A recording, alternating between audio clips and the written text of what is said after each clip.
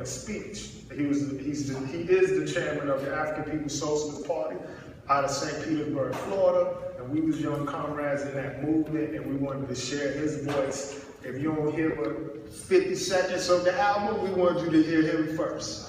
So the song is Wolves, and in a nutshell, he tells an analogy of how wolf hunters in the Arctic hunt wolves. And what they do, because the wolves they hunt based off blood. They're bloodthirsty, right? So they will plant a knife in the ice. And if you heard this, you know I'm butchering the story. But they plant a knife in the ice, and so the wolf come along looking for some food, and he's licking and smelling everything, and he start licking on that blade, and then he start tasting that blood. He's like, yo, there's something around here. And so he keep licking it, and he killing himself, licking the blade. And he made the parallel that the drug economy in our communities are the same thing. We see some crack, we see some, whatever substance that's allowed to be in the community, right? And we feel like we gonna get something, we gonna get a house, we gonna get a car. White people got a house, why I can't have a house? The white people got a car, why I can't have a car? And we licking the blade, and we think we getting something to eat, and we're killing ourselves in the process. So we thought that analogy was like period, spot on, and that's why we shared that first. You hit on that in Reagan, and so this is a common thread that's coming up. It's common right now in conversations around public policy that is it just that there's a drug issue, or is it that it is been planted there, and how do you fix it now, right? Because you have young kids, how do you fix a cycle that has already taken one turn? How do you make sure it doesn't turn again? I got asked a question one time, like, what was the worst thing? People say to me, a lot like, you rap about drugs and stuff, but your perspective is always a little different. You always rap about, like, wanting to escape the game. Like, my first album I had, Mama, I Don't Want to Sell Dope No More. I started off with a new verse I just dropped a week ago, just saying, I was just praying I could make it out with trap. Because people, we popularize these words and stuff, but, people ask, why do you rap about drugs that way? And I say, there was a kid actually in your class, his dad plays pro ball. You remember that? And he said, his dad plays for the Heat. He says, Mike, I asked my dad and mom, what was the drug war like?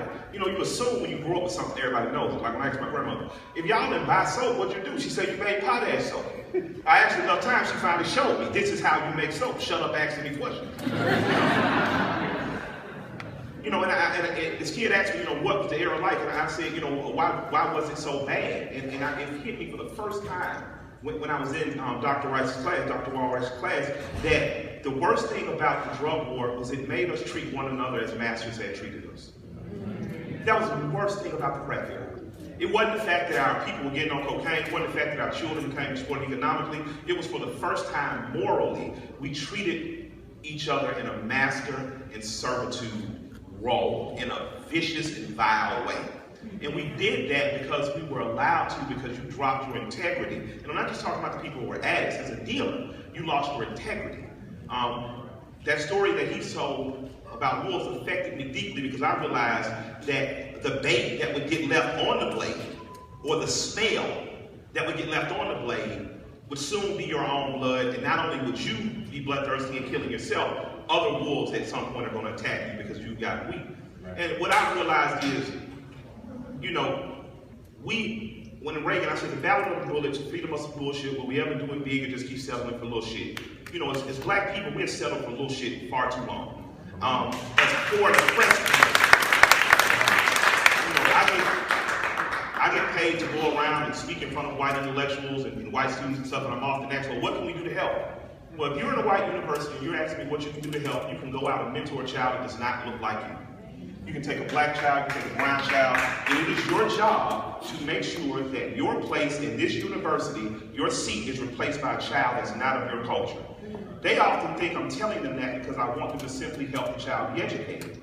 I'm actually trying to educate you to get out of your culture and to be another person on another culture so that you are learning as much as you're giving. You're giving a simple skill of reading, writing, and arithmetic and helping an already talented child make it into a university.